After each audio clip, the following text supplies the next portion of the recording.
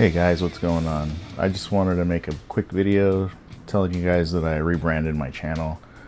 I named it Joey's Hobby Time so I can make videos about anything that I want to do. I don't want to just make knife videos. I do a lot of stuff and I want to be able to make videos about them. And sometimes I need to make videos about the stuff that I made so years later when I want to do it again I can remember how I did it. So just want to let you guys know that same channel, just a little bit different stuff.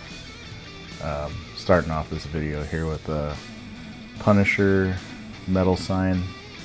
I created a powder coating oven so I could do stuff like this since I got the plasma table. In the last couple of years I've made a buttload of signs, like I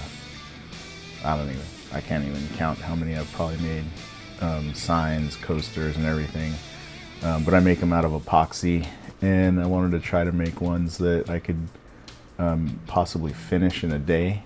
The epoxy signs that I do with my CNC machine, they take like up to a week to make because you can only do one color a day, where with these simple metal signs I could bang one or two out in a day on the weekend.